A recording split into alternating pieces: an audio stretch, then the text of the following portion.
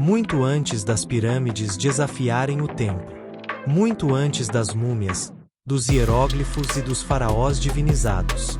A Bíblia nos leva a um ponto que quase ninguém comenta. O Egito não nasce como um império. Ele nasce como uma família. Depois do maior juízo que o mundo já viu, o dilúvio. As águas recuam, a arca repousa, e a humanidade recomeça. 3 homens carregam o futuro do mundo em seus nomes: Sem, Cã e Jafé. Cada povo, cada nação, cada grande civilização da antiguidade começa aqui. E é da linhagem de Cã que surge um nome fundamental para entender o Egito na Bíblia: Misraim. Pouca gente percebe isso, mas quando a Bíblia fala de Egito, ela não está falando apenas de um território. Ela está falando de uma linhagem humana real, inserida no plano soberano de Deus. E é aqui que a história começa a ganhar profundidade espiritual. Em Gênesis capítulo 10, conhecido como a Tábua das Nações, a Bíblia registra algo impressionante.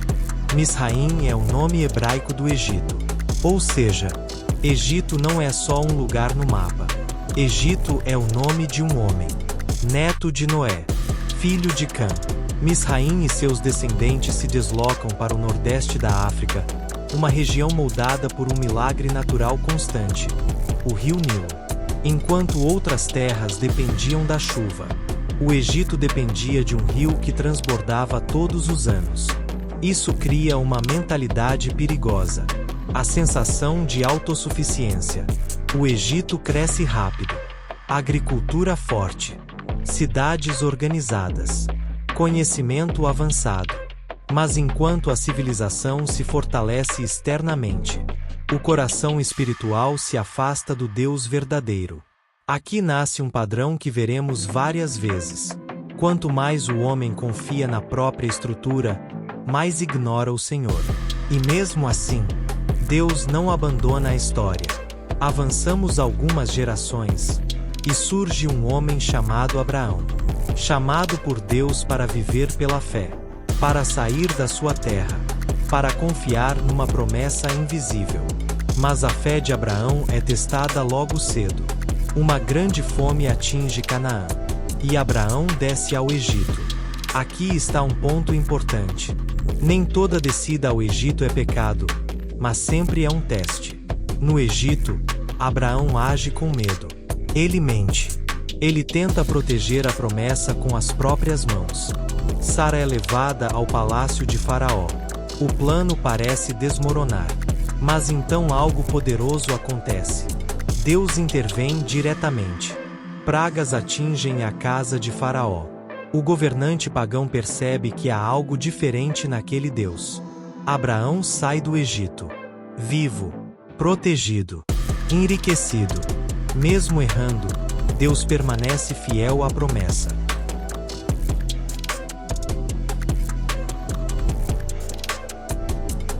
Lição espiritual: Deus é soberano até quando a nossa fé vacila.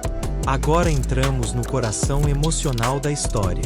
José, o filho amado, o sonhador, o odiado, traído pelos próprios irmãos, vendido como escravo, levado ao Egito contra a própria vontade. O Egito, aqui, representa algo profundo. O lugar onde Deus amadurece promessas através da dor. José perde tudo, menos a presença de Deus. O texto bíblico repete como um refrão: o Senhor era com José, na casa de Potifar, na prisão, no esquecimento. Anos se passam. Silêncio. Esperas.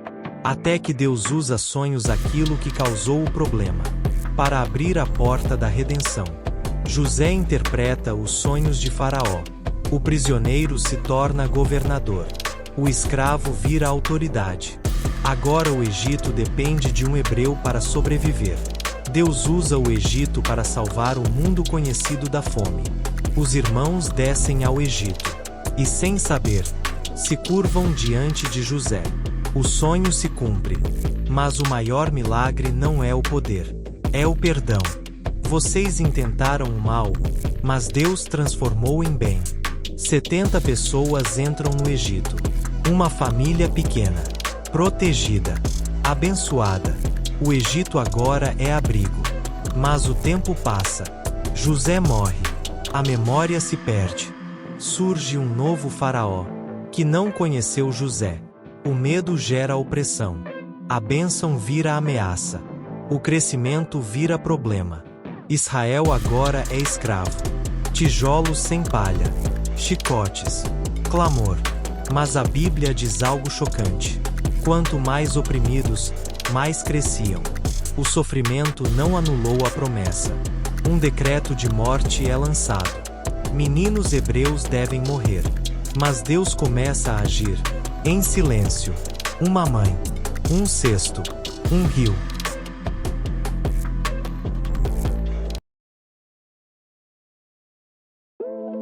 Não perca essa grande oferta. Clique no primeiro link da descrição do vídeo.